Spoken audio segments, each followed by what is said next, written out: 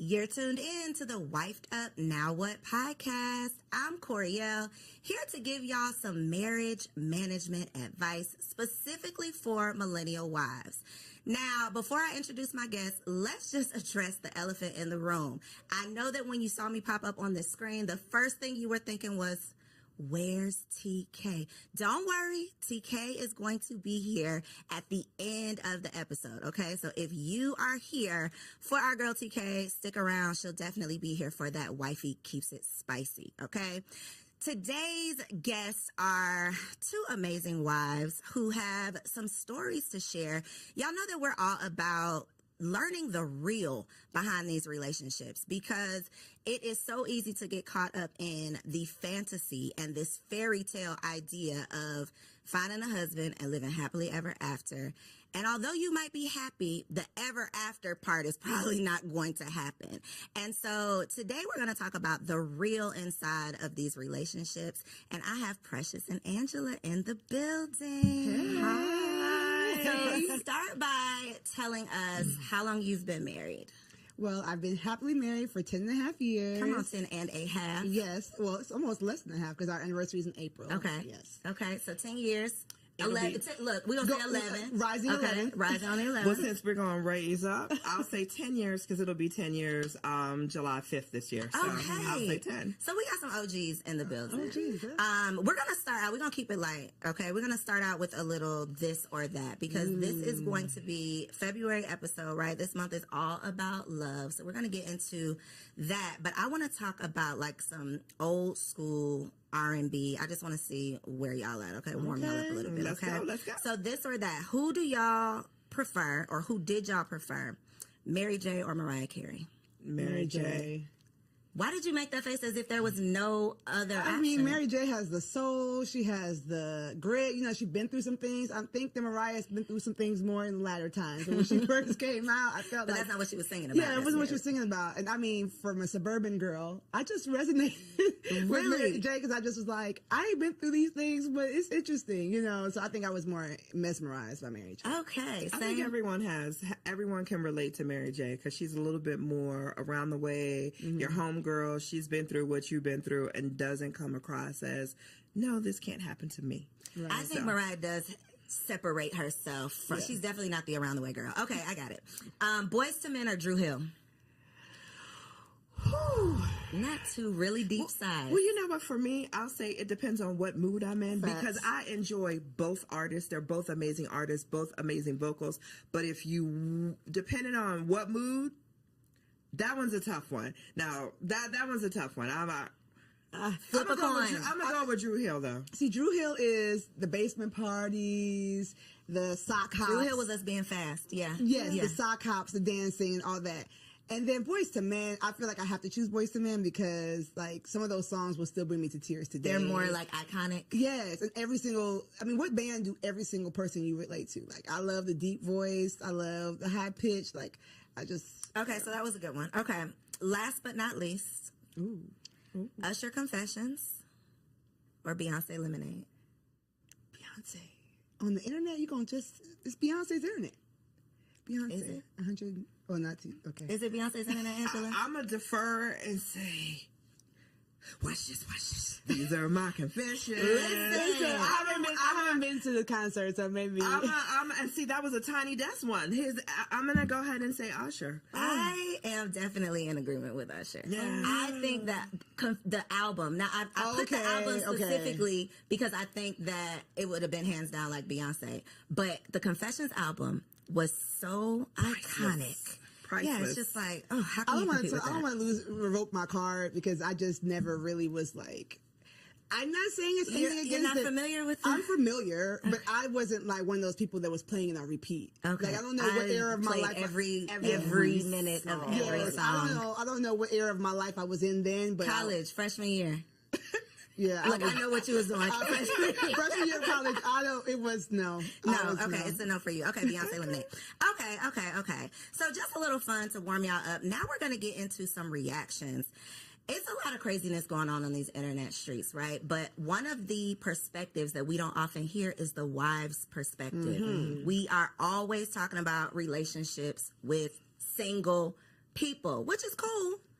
But I believe there's just a wisdom that comes with being a wife. And so I would love to get y'all's opinion on just one little crazy clip on this internet. Okay. So the premise, there's a group of men and they all have a balloon. A woman comes up, she introduces herself, talks a little bit, and the men pop a balloon if they're not interested in her. See. And then once the balloon pops, they ask the man, why are you not interested? Like, what was it about her? So this particular young lady, whatever she presented was obviously tied into this emotional baggage that she was still holding on to. Even based on that little clip, you could see how defensive she got with, you just into therapy, I'm good.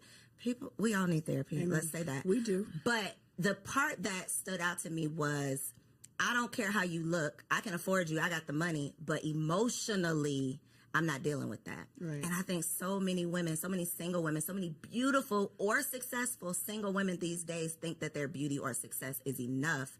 But these men are starting to know and realize that they have worth, and they don't want to necessarily waste their time with the liability. So the wives' take on that clip, what do y'all think? You know what's funny? Something stood out to me differently. When he said, I can afford you financially, but not emotionally, I was turned off by that because you don't know, like that to me sounds more like transactional. I do believe that relationships require being willing to grow with someone, being able to have a conversation with someone, being able to tell her, find out more about her than, are you in therapy? Where are you at in your healing journey? Who hurt you might be the better question. And instead of just transaction being like, by the looks of it, I could afford you, but not emotionally, doesn't speak much to what he has to offer emotionally either. It seems like a little bit, I want you in a wrapped up package and ready to go. And I don't believe that sustainable marriages happen when people are, I'm 100%, everything is perfect, and just be able to afford my lifestyle. So that's what rang out to me. But yeah, you're right. We do need to realize that beauty is fleeting, as the good word says, right? So you can't just go with what your hair, nails, and your body. You've got to offer more. For me, that was a little bit different because I just experienced watching two single friends of mine who I introduced dating. The man came back to me and said, I can't do her emotionally. Oh, wow. And I had a very deep conversation with him about what does that mean? So I think, and his answer was from a male perspective, and it was, I can love you, compliment you until I am blue in the face. If you don't believe that, and if you don't believe what I'm sharing with you, there's emotionally, I can't carry the relationship for the both of us. Right. So for me, that statement took me back to that conversation that I recently had. And I think that was a strong statement. That was a real statement, because individuals, regardless if it's the man or the woman, if you're coming to a relationship broken, right, it's not going to be a healthy relationship. So we need to do the inner work to heal and present our best selves as opposed to presenting our broken selves. And we're all broken in some way, shape, or form. So let me say that. But it's just a matter of how we present that brokenness. And when my friend said that to me, beautiful woman, he said, emotionally, I can't support the relationship emotionally enough for the both of us. And that was to make it worthwhile. Like, it's not worth what it's going to take for me to just manage and maintain for this to be worth it. And I've definitely had a similar conversation with a man who was dating a woman who I just thought was like it. Beautiful, had it all together, seems to just have the, just seemingly the best personality, has her own money, just all of the things. You know those women that you see and you're like, why is she single?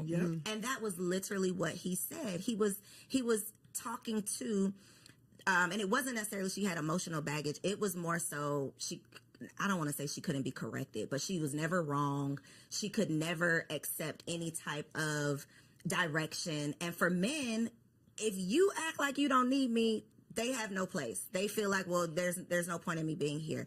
And I chose that clip specifically because I think that it speaks to what women say that they want. I just want a man with money.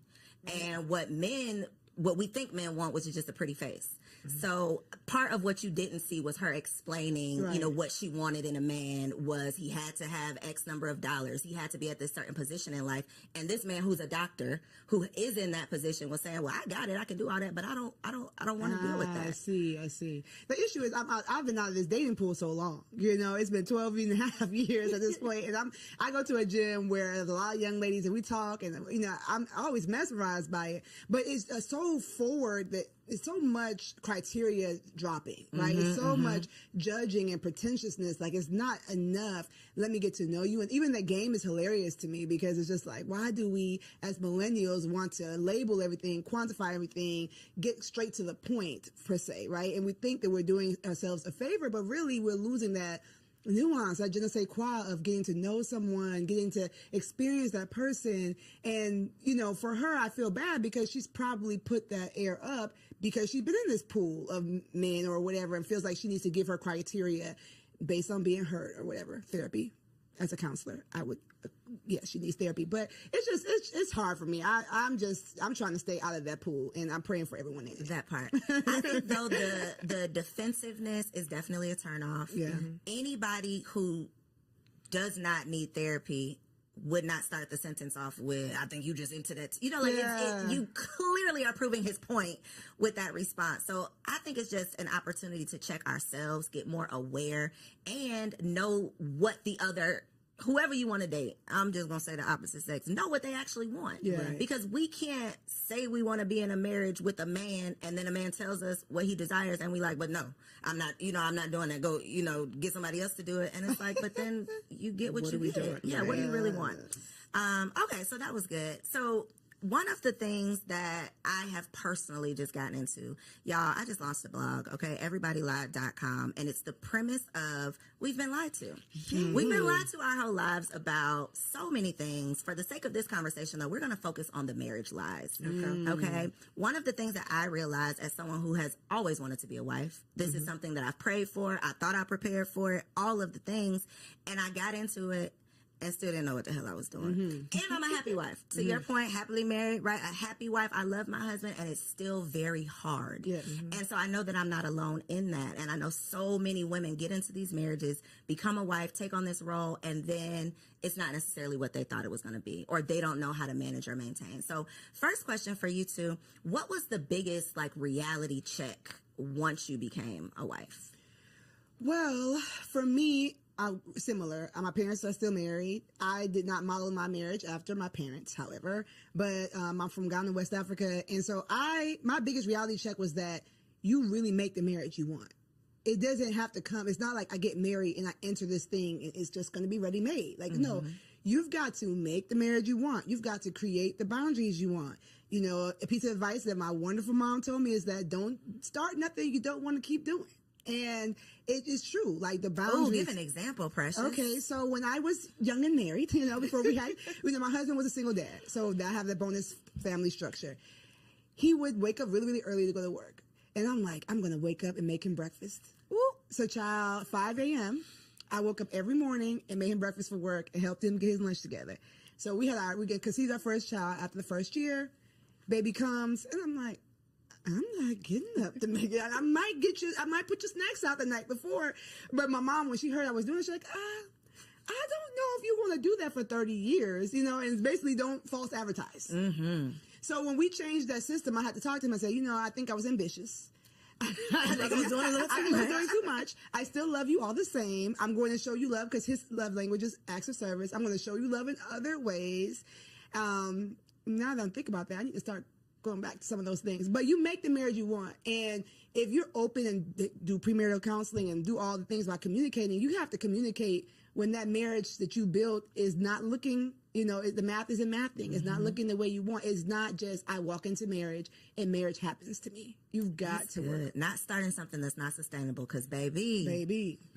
And then I'm going to let you answer. But one thing a point that you made that I want the people to take away from this is that was his love language, and you had to have a conversation about why it was shifting, because his natural thought would have been, she don't love me no more. Like the baby came and she don't care about me. And now y'all bumping heads, and it was a simple, I'm tired now, I can't keep up with this. But if you don't communicate it, then it turns into, my wife don't want me no more. Exactly. And we know what that can turn into. A lot. So a lot of things that you don't want. So I love that you were able to recognize that and point that out. That's what she kind of took not two, but they're important because they translate from marriage to marriage. Communication is key, and learning your spouse's love language. Like, I didn't know anything about love languages prior to getting married. I love you, I love you, you love me. Okay, let's go together. Let's check that box and we go together. We boyfriend, girlfriend. However, when you're married and when you truly want to be able to communicate, when I sit down with my husband, I look at my husband. If I want to have an uncomfortable conversation, I always ask him, can I talk to my friend? I don't want to talk to my husband. I want to talk to my friend, because my husband is truly my best friend. And I talk to him. Sometimes I catch myself, and girl, stop it. He be like, I'm not your girlfriend. Like, stop it. So stop. I know I'm not, but I'm so comfortable. And we after, we've been married for 10, together for 12. I've been able to figure out how to communicate with him, not to him, but with him. We communicate amongst each other. And I think, in the beginning, because I was single for so long, he's like, why do you talk at me? And when he said that, I had to take a step back and really understand what he meant by that. So now it's like, hey, can I talk to my friend? So listen, I got the situation with my husband, and I'll explain whatever the situation is bothering me. How do you propose we fix it? And then he'll giggle, and he's like, so should I answer as your friend or your husband? So it's just finding relatable ways that's not going to make someone defensive, that's not going to make somebody automatically shut down and not listen, but finding creative ways to communicate. So I'm going to go back to, I love when we first started dating. Like, so let's talk how we talked when we were dating before we got married. And then I had to understand, what is your love language, and incorporate his love language into our communication to keep things easy. So again, it's just that communication and knowing how you want to be treated and how your spouse wants to be treated. And that is, and making your marriage your own to what Precious said. Like, no one has a blueprint, and you want your marriage. You want to enjoy your marriage. You want to be able to say, hey, I love it here. Yep. That should be it. I love it here. Yep. One thing that you said that I think is a big challenge, and it goes back to the clip with the you need therapy, the emotional immaturity, whatever, is I have to say it in a way that he doesn't get defensive. I want to flip that, though, because me and my husband have had some conversations, and I'm on the defense immediately. And it's part of me recognizing things you need to, areas you need to grow in, things you need to work on. I am very non-confrontational, so I don't want to have those tough conversations. But baby, in this marriage, it is not what you want to do. It's what needs to be done. And so for a woman who's not willing to mature or grow or evolve or go to therapy or work on herself, marriage is not going to work. It is not going to last. She need to stay single. You have to stay single. I put up on threads, if you can never be wrong, you should never get married. Like, if nobody can check you, that's the point of marriage. What honestly. are you doing? Like, marriage is your mirror. Marriage is motherhood too, if we're going to get to that. But marriage and motherhood are your mirror. Okay, alliteration. You're going to see yourself in the way you never saw yourself while single. Like, if you see yourself, it's going to be uncomfortable. It's going to be so uncomfortable. If you see yourself in your own eyes all the time, then, I would say get some really deep relationships, even with the opposite sex, even with your own gender, before you get married. Get people in your life that are going to challenge you. That iron sharpens iron, right? They are going to challenge you and show you where you're fleeting. I know nowadays roommates aren't popular. Like I said, this is a new thing for me, but I am a proponent of maybe having a roommate. It depends on your age. Somebody that's just going to show you, like, you do this and it's weird. Like, stop doing that. And if the first person who has a hard conversation like that is your husband, then he's going to be the enemy. Yep. Then it's you and it's not me, because nobody else has ever told me this. But you've never allowed anybody that close to you. And you need therapy before you get married. Okay, I know they say premarital counseling, but you need your own session so that you can work through your stuff before you bring that baggage into a marriage. How has your communication had to change within your marriage? Because you said you've evolved into, I know how to approach the conversation now. What did the unevolved Angela look like with these conversations? The unevolved Angela looked like I was that female because I got married late in life. And when I say late, I was 44.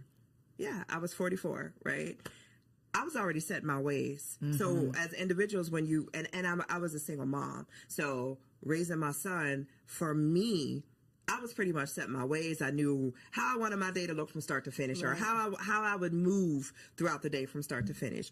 And having someone in your space and having to consider another human being, another individual, learning to listen before I speak, because he was like, you answered a question I didn't even ask you. Like, let me get the question out, because I was on the defense and wanted. He goes, listen. So for me, I had to listen to how he was saying. I made him feel like within the first year, he made a comment that said, hey, sometimes I feel uncomfortable talking to you because you're always on the defense, or I never get out what I want to say. Okay, note to self. So let me take a step back and let you fully. So now what I do is I'll sit and I'll listen.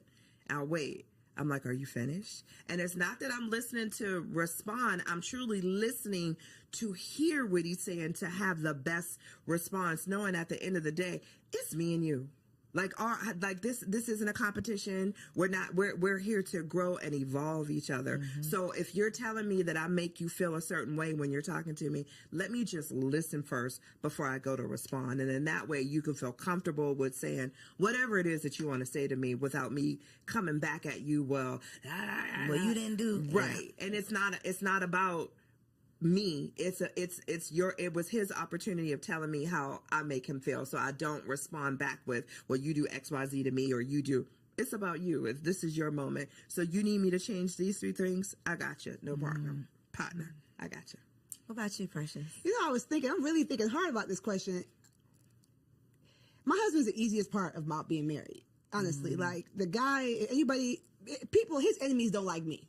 Right? They love him and don't like me. I'm like, wait, I didn't do nothing to you. Like, he just is the easiest part about being married. So our communication's always kind of been like, what's up? Very chill. I think the nonverbal communication is something that I've had to work on more. What's that look like? Your face talking for you? Maybe just like, my love language is physical touch, which is not a lot of women's love language.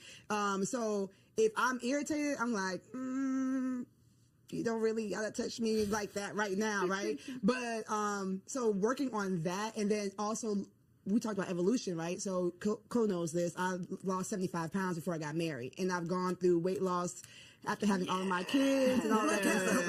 Right? Yes. So having 3 kids, having a weight loss journey, and now I help moms do the same thing, but I've had to learn my body. So my nonverbal communication has changed, right? The things that I like have changed. So I've had to communicate with him physically different, and he had to learn me more so differently as I have gotten older. Now I feel like I have the body I wanted when I was 20 something, you know what I'm saying, in my 30s. So our physical communication has changed and evolved, and he's thankfully saw me on my journey when we met. Me heavy, he likes me slim thick, and so it works. But we had to kind of figure out, like, oh, okay, you can do that now. Okay, like how. Oh, okay. So our physical communication has had to evolve. Okay, reading between those lines. Exactly.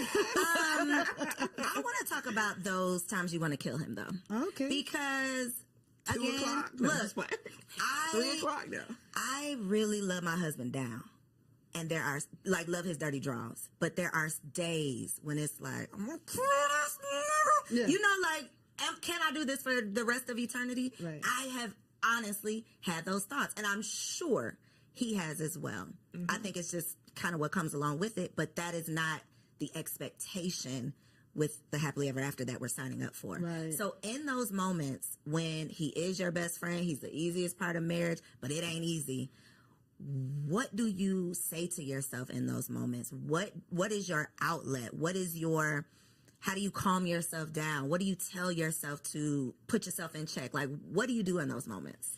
Yeah, so I said my husband's the easiest part of marriage because his personality, like just who he is like, wow, I don't think my personality can match with anybody else on the planet, right? But marriage is more than just you and that person. Marriage is you and that person, their child, if you have a blended family, or their parents, the way they relate to their families. With however toxic their families are, that's something you need to evaluate before you get married. Like, all those things matter. And so, the days where I'm just like, I don't like how you handled that, or stick up for yourself, or go for more, or, you're so talented in this, I want you to, where you're like wanting to coach your own spouse and you have to let them be their own person. I have to really decide that, like, am I? Personal development and becoming a better you is always going to make a better we. And so I think that a lot of times, especially wives, we have that vision. We can see where we can go. And sometimes our husbands are like, I want to watch football. Like, or I don't need to do good. Yeah, I'm good. Like, we're good right here, or whatever. And even if you have a super ambitious husband, some of the things that we see vision for, they don't see it. And so I say to myself, I say to my clients, like, focus on you. Focus on go to the gym, get a hobby, cope with your friends. Some of the things that we are getting frustrated with our husbands are because our friends are supposed to hold that role, not our husband. And so I've had to learn. A word right there. Listen, like, sometimes you're just putting too much weight on that relationship and it cannot stand the weight. And so spiritually, I tap in with God, like, maybe, Lord, am I using him as an idol? I need to spend more time with you. Physically, I'm trying to be up all under him and I need to go find a friend. I might be having some anxiety. Let me go get a workout in. Let me go walk in, like, build me up physically, spiritually, emotionally, so that it takes off some of that pressure off the relationship. That's good. Yeah. Ooh, I like that one. When I get to the place where I just, what my husband, I honestly, I take a step back and I say, is it really detrimental to the marriage? If it's not, I let it go. And it's funny, our arguments, 10 years, our arguments are so minute when I listen to other marriages and we talk about, like, issues or problems. Our issues are so small, and I feel like I'm so blessed because of that, because we talk all the time and we communicate about things all the time. But when I get to the point where I just want to choke him, I take a step back and I'm like, is it really that deep? Is it really that detrimental? Like, I'd be mad, like, man, you left the bathroom light on again. I just want to, and I'm like, is it really that deep? Instead of checking him to say, hey, once again, you left the bathroom light on, I'm just going to go ahead and turn it off and keep it moving about my day. It's just, our arguments be the little petty stuff. But those little petty things can add up. Yes. If the communication is not there. If you don't, if they're not communicated. So, like, our arguments are not, like, I just look at and even like our biggest arguments are, I take a step back. Is it really that detrimental to our marriage? And if the answer is no, I just let it go and keep it. Do you all believe there's deal breakers in marriage? In your personal marriage, is there a deal breaker? I say all the time, if you cheat, then yeah, that's a deal breaker for me. And he looks at me, he was like, you'd be so quick to dismiss somebody for cheating. I'm like, for me, you always have a choice. And that choice is not necessarily, am I going to do it or not, but there's a choice prior to you wanting to do that. What is wrong in the marriage that needs to be fixed that you couldn't communicate with me? So give me the opportunity to fix it before you cheat. So for me, anything else we can get over, but if you cheat, there were all these opportunities. Obviously, I wasn't not giving something, don't know what that could be, because you've never communicated that to me. So for me in our marriage, my husband already knows, for me, like, cheating is like a deal breaker, where he's the opposite. I'm his second marriage, and he's like, we're together forever. So basically, and he always says I had to ask myself, before I asked you to marry you, is this for good? And is there anything that I could not get over? And his answer was no. So I'm like, okay, well, that man ain't cheating. That man ain't cheating. He's trying to stay with you. I would say there is no immediate deal breaker in my marriage. Okay. So that means nothing is, you can't talk about, at least have a conversation about. Right. So immediate deal breaker mean, I don't care what you say. It's over for me. I mean, maybe if he put his hands on me, I can't see myself. Maybe if he put his hands on you, because if he put his hands on me, I just can't see him turn. Like, that to me seems silly to say. You know what I'm Like, saying? there's no chance this Yeah, it was like when we were dating, I used to say, if it was a burning fire and me, your mom, and your daughter were in the room, who would you get first? He's like, I'm not answering that. That's silly. I'm going to find a way for all of y'all to live. Yeah, it's not happening. Why are we all in this house in this fire, right? So that to me is like, when would he become, just randomly after all this time become that kind of person? So yes, I would not be with someone who would put their hands on me, but I don't have a immediate deal breaker. That is great and scary. It is very scary. And I mean, I feel like I can say that now, right? So, I'm never going to be like on this internet, like, oh yeah, everything is perfect over here. No, I mean, we were both working class. We met. We still out here working through this pandemic, through this economy like everybody else. So I won't say that we're perfect in this. Not something that the enemy could use to break us. But the way we look at marriage is like, this is our way to show people that Jesus is real. Like, this is our way to show people that like he didn't die for nothing. So for me, I would just pray that like whatever came our way, we would look at it as an attack and we would fight it together. Now, if we didn't make it, then we fought. You see what I'm saying? So that's why I say it's no immediate break. It's not to be like, I love my husband, I'm never divorcing him. But more so like, like we represent more than just me and him being happy. I love that. It's bigger than just y'all are building something bigger. Yeah. When it comes to losing yourself in your marriage, I think this is definitely a woman problem. And I think it comes down to what you said, Precious, of a lot of women, when we find this man of our dreams, I would just speak for myself, not a lot of women, me. Even when I was dating, I was an all-in type of person. If I am in it, I am in it. I am number one girlfriend. I am all of the things. So now that I have this husband, I am all the way in it. And becoming a mother made me realize, okay, girl, wait a minute. Who are you outside of being a wife and being a mother? Because if that gets lost in the sauce, then I'm literally drowning under just these responsibilities. And so y'all being in the game 10 plus years, how have you managed to maintain your identity outside of being a wife? Especially when you have multiple businesses, lots of things going on, you have desires to be more than just a wife, but this is obviously a big responsibility. Go ahead. Go. Okay. I think as a woman, you have to create and carve out that time for yourself. Yes. Period. Hands down. You need your girlfriend time. You need your alone time. You need your self-care time. As long as you are always making time for yourself, whether it's perfecting your craft, like Precious said, picking up a hobby, you have to 1,000%, just as much as being a wife, being a mom, we're all of that. Those are important. So is being myself. So when you have those days where, hey, guess what today? Y'all, I'm going to see you later because I'm going to go get my hair done. I'm going to get my nails done. I'm going to go to the spa. I'm going to relax. I'm going to go eat with my girlfriend. It's so important to make sure, not just the women, but the men too. It's just so important that you're taking that time for yourself and you're truly developing. You don't give up. I hear some people say, well, I gave up my dreams and aspirations because I'm a wife and a mom. What made you think you had to? Because the times are evolving. Yeah.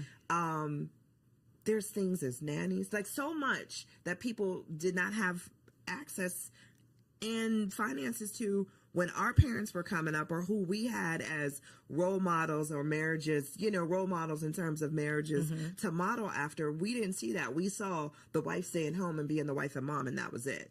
That's not where we're at today. And a big part of that is always making sure that we as women allot that time for ourselves and not feel guilty about it. The guilt part. That part. There's nothing wrong with saying no because I'm taking time for me. Because if we're not good for all the other roles that we have, we can't be good for anything. So we got to be good to ourselves. You already know that she's speaking my language, right? So I heard you speak. One thing I want to affirm you, because I'm always going to do that, is that when you're a woman such as Co, and you're doing all these things as a single woman, society was going to tell you that it's not possible to have it all. It's not possible. So when you get into this beautiful marriage, it's like, okay, I got to work. I got to give everything I can to this because this is an anomaly. I'm an anomaly to be able to be this self-made, 6-figure, maven, right? And so that's a lie. Right? Everybody lies. See, that's a lie. That's a lie. You can have it all. You might not have it all at the same time, and you might not be the one to do it all, but you can. Okay. Thank you. So you're welcome. You're welcome. It's gonna be, we in the trenches. No hood like motherhood. So we're in the trenches. But to your point, when I teach the LIFT framework, it's my framework. One of the letters is the F, the freedom mindset. That fighting that guilt. And what you said about the T, taking your turn, I'm not gonna go into that, right? Like you take your turn, you do stuff for you, but you gotta start with the mindset of why do you think you need to be lost? How, if you lose yourself, will your husband have someone to love? Will your kids have someone to nurture? Like, getting better gives him a new woman to love, right? Every time I get better, every time I lose an inch, every time I get a new hobby, it's like, it's spicing things up without him having to go find somebody else. You see what I'm saying? And so I think that we have it backwards where it's like, I've got to martyr myself for the things I love. But no, you're giving them a diminished version of yourself. And so even if mom guilt or wife guilt, because I feel like I have more wife guilt than mom guilt, them kids will be all right. Yeah, them kids will be all right. Yep. I feel like y'all have each other. I birthed all y'all so y'all can have each other, go on and play, right? But sometimes I'm like, I'm at this thing, I could spend more time with my husband, or I bring him something home to eat. Like, I have more wife guilt than mom guilt, but I have to remind myself that, like, the things that I'm doing to make myself better, make me happier, make me more understanding, make me more energetic. You know what I'm saying? Like, go to the gym, sis. Take the time for you, like, because you're going to be a better version of you when you get there. And so losing yourself is normal. It's more normal. That's a lie, too. It's more normal than you think. You might be beating yourself up and saying, why? I can't believe I let myself go. I can't believe it. A lot of people are doing it. But they're not talking about it. But they're not. Which is the point of these conversations. Because when I see the perfectly curated homes, all this not a figment of our imagination, because I'm seeing it right here on my timeline. It's social media. It's what we think is the norm. And it's like, no, that is not. First of all, that's not even real, right, probably. But we are comparing our real lives to this fantasy or fraudulent 18 seconds, 30 seconds. Clip that we see. And to your point, we think something's wrong with us when we get lost in the sauce. But I definitely, and we're talking about being wives, but when I became a mother, I think I felt it more. Because you have a physical part that's changed too. And it's like, I can't go nowhere. This baby is attached to my brain. Like, I am here. I can't, that life that I used to live, I'm literally a new person. Right. I'm literally living a new life, and it's never coming back. And that, I think, is a very tough grief. It's grieving your old life. It's I literally, that old self died, and now I'm this new woman, and I'm trying to figure it all out. And so conversations like this are so important so that we can normalize the struggle. Like, this, it's not happily ever after. It can be happy, but ever after to me means forever and ever and ever. You're just going to be happy. And that's not the case. Exactly. I think to Precious's point, she made a statement earlier in regards to when you become a new mom, your friend circle's going to change. Yeah. You want to surround yourself around individuals who are walking the same path you are. You're a new mom, and I'm not saying you're a new mom today, but as a new mom, you're not hanging with the girls that always want to go to the club, because that's not you anymore. So as you develop as a woman and as we evolve as women, our circles change. Our circle of influence change.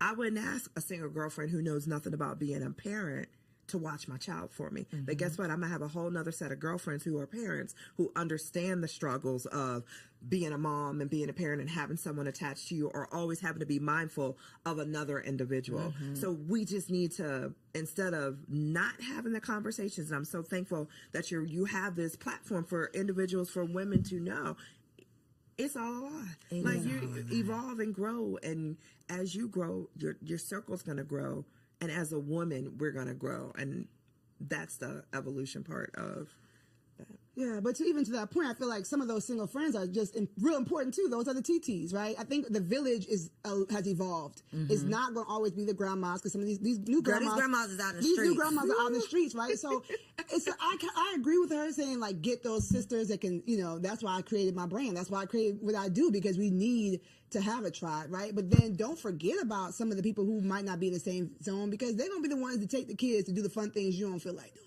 So what about friends for your marriage? Because that is another, like, revelation. I don't have so many revelations. That is one of them, of, like, it takes a village to raise a kid, but I think it takes a village to have a healthy, happy marriage as well. True. Absolutely. Especially in terms of not necessarily like leaving your single friends in the dust, but I do believe there is a value and a benefit to having other married couple friends. Absolutely. Because when you come across some of this craziness, I gotta have somebody who I can relate to. True. So what has been the value, or have y'all seen any value or benefit of having those like marriage friends, or do you? Absolutely. We always joke, if I like the wife and he likes the husband, we go together. Like, that's it. Like, once you find that is gold. And then, unfortunately, we've had some times where he loves the husband. Like, I'm like, sorry, y'all got to break up. Y'all got to break up because I'm not coming. I'm not coming. I can't do it. Thankfully, I'm an extrovert, so I'll bear with them once a quarter. But it ain't finna be no regular. It's not going to be. So, yes, I find it very important. We're members of a church. We were in ministry for a long time. So, a lot of that was ready-made for us. So you had a built-in... We had a built-in community now when we changed churches, and it was like hard. We were like in the first place, like, well, you got to make new friends at this age.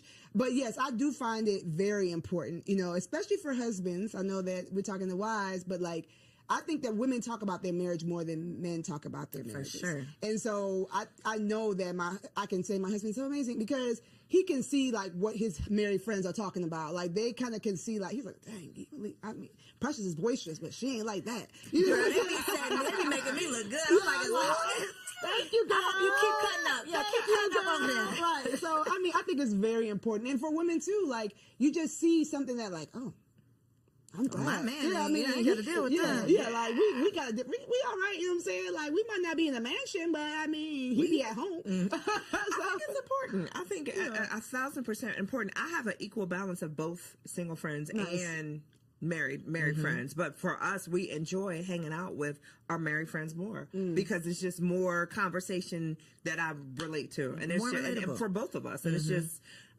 super important because I think healthy marriages feed healthy marriages, and you also want to have a safe spot where if there's an issue within your marriage and you're looking for advice from other married couples, then it's good, not necessarily advice. Let's say that, because I always tell people be cautious of who you take advice from. But just hearing that you're not the only couple that has gone through, or will go through what it is that you're going through. So, okay.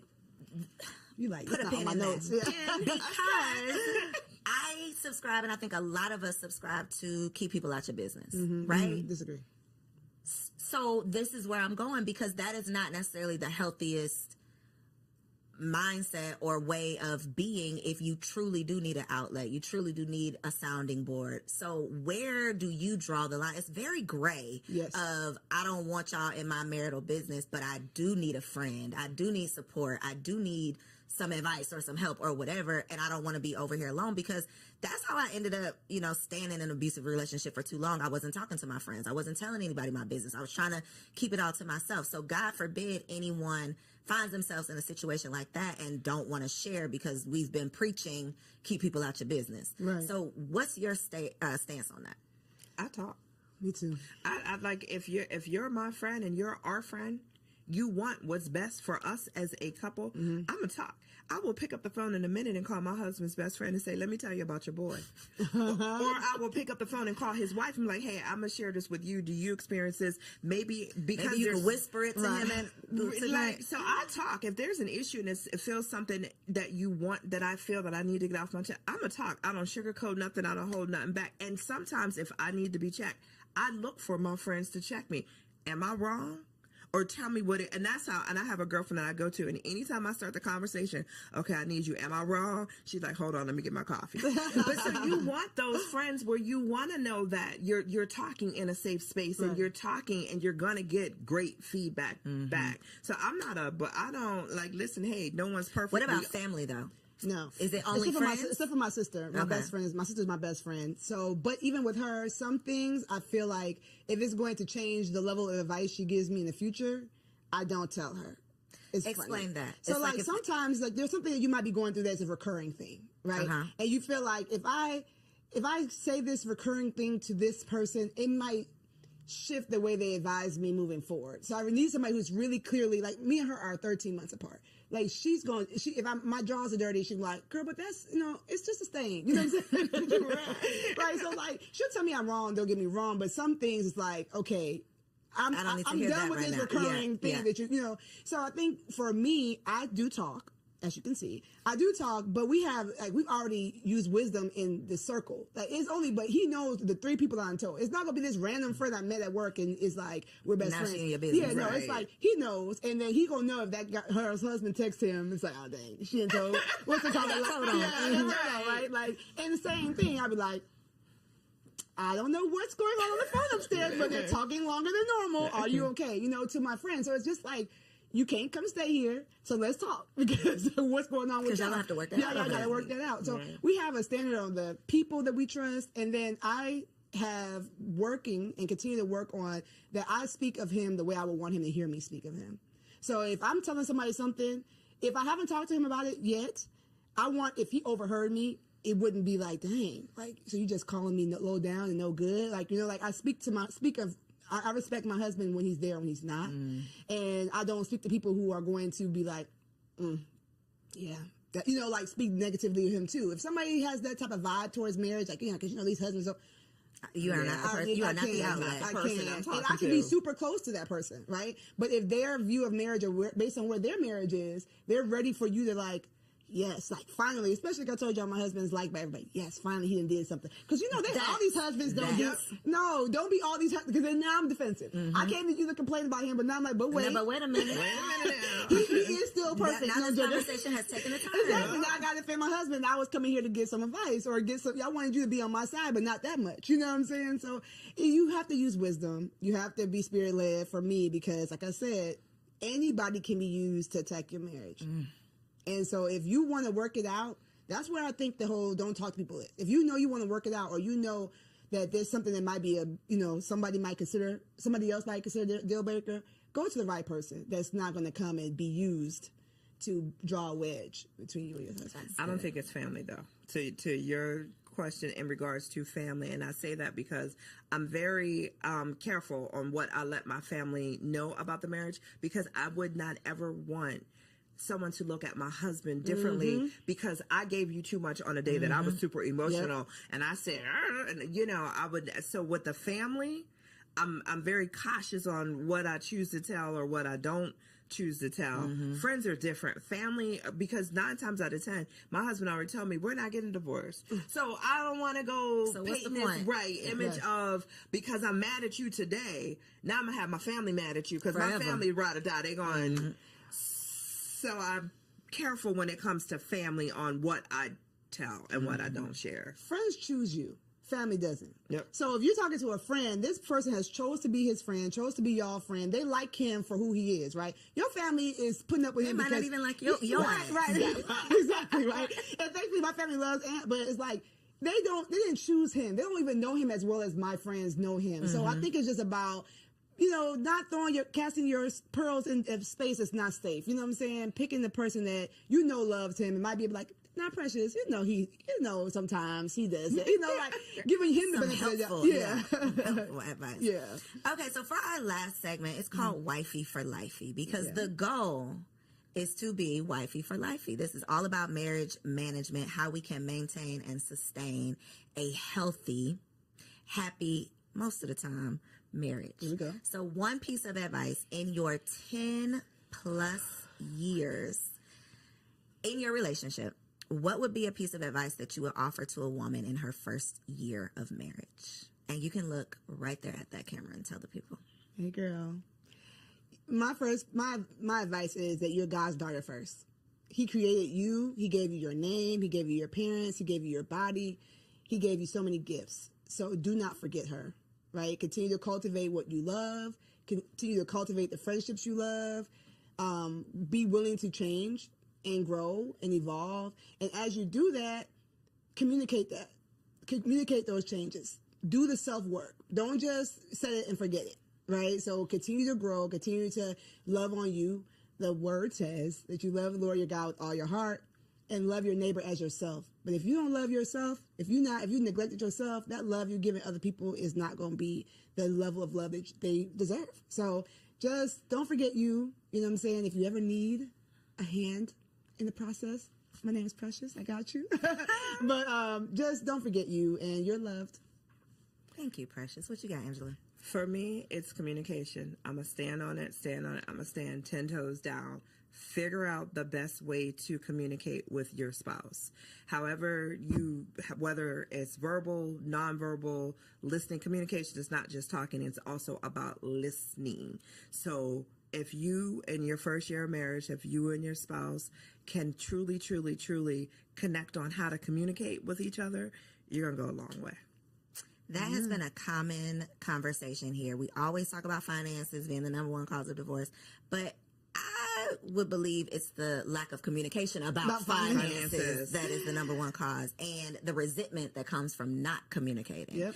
So, such a good conversation. I learn something every single time I have the opportunity to host these shows. So, thank y'all for offering your wives' wisdom. Precious, I know you got a lot of stuff for the people. Angela, I know you got a whole lot going on. So, look in the camera, tell them where they can find you and how they can connect with you online. Yay. So I'm Precious K. Williams on all platforms. I'm a mommy wellness coach and an international wellness speaker. So I talk about wellness, women's wellness, and lifting yourself up, right? With the power of the Lord, lightening your load, igniting your spark, embracing a freedom mindset so you can take your turn. I run an 8-week program for moms doing just that. So if you need me, go to preciouskwilliams.com. I have a free quiz on there, so you can find out how well you actually doing and not just being like, I'm doing all right. I'm doing okay, girl. No, let's figure out how you actually doing so we can get you the help you need so you can be your best self and live happily, mostly ever after. And I'm Angela McCoy. You can find me. Well, I'm the president and CEO of Full Circle Consulting Group. We do public relations, we do marketing, we do artist management and events. So if you ever need a fantastic event, we got you. Yeah, you're an artist, you need management, we got you. Public relations, we got you. And if your company needs help with marketing, we got you covered there. You can find us at fullcircleconsultinggroup.com and Full Circle Consulting Group on IG. Two bossed up baddies that are still out here living healthy, happy wife life. Yeah. Okay. So I hope y'all enjoyed the first part of today's episode. We are about to get into Wifey Keeps It Spicy. TK is the next face that you'll see. Catch you on the next episode. Hello, beautiful ladies. Welcome back to another Wifey Keep It Spicy segment with your girl, Takesha.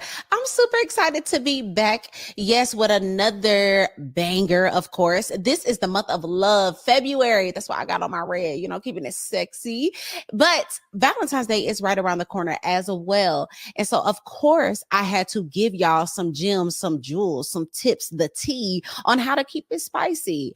Listen, this week is for the big girls. Okay. What do I mean? Because I'm about to challenge y'all to something all month long. Okay. I'm not just about to drop some gems for y'all to be able to enjoy one day. No, baby, we are about to have thriving sex lives and intimacy with our spouses forever. Okay. So we're going to lay down some foundational work, right? I want to challenge y'all as your sister, as your auntie, as your friend. Okay. Am I auntie? But as your friend, I want to challenge you to two things. Okay. I need you to ask yourself if you are ready for the challenge.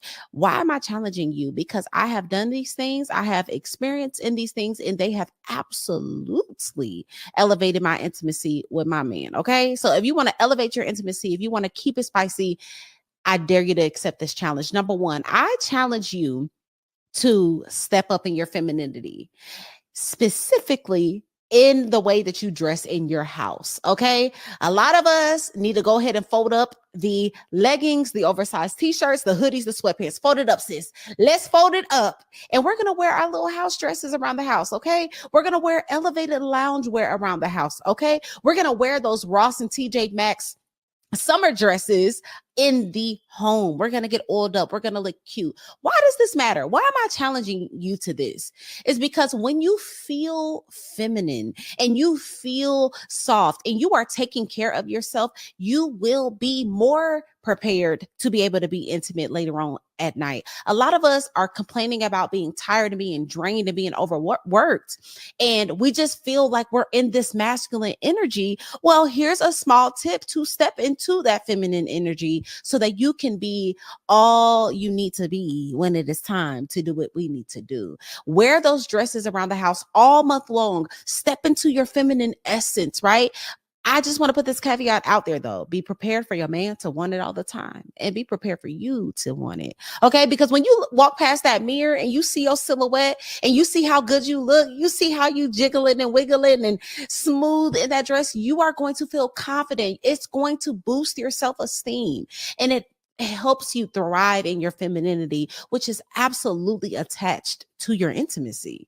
The second part of this challenge, and this is for the big girls. Are y'all ready? I want to give every single last one of y'all some homework.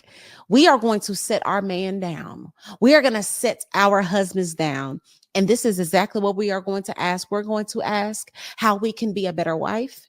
We are going to ask for them to share with us all the areas that we could work on. We are going to ask for every aspect of our lives. How am I as a mother? How am I intimately? What is the things that you want from me? Talk to me, Big Daddy, right? And I know a lot of y'all like, girl, he the one that need to be elevating. He's the one that needs to be asking me these questions. But I just want to challenge y'all to take the lead. I want to challenge y'all to become more self-aware so that not only are you stepping into your femininity and you're looking more feminine, you are aware of the places that you need to grow in. You are aware in the areas that you need to stretch in. And therefore, overall, just allowing a space for a phenomenal place of intimacy to thrive. A lot of us think we're doing excellent and we just might not be. And that is okay. It is better to have your feelings hurt a little bit and become fully self-aware than to operate in full delusion and just be suffering. We don't want that. We're not building up a culture of women who think it's all about them. So this month we are challenging ourselves to be big girls. We're challenging ourselves not only to know how to be fire in the bedroom, throw it back, do all these tricks, but we're going to be phenomenal women. And so this is what's going to set up for the long lasting, mind blowing sex that we all want. So that is my advice. That's my tips for this month. I want y'all to comment down below, not this month, but this week. I want y'all to comment down below if you are accepting the challenge. Will you wear dresses all month long? Will you kind of get a little sexy and elevate that loungewear? And are you going to set your man down to really find out what's tea?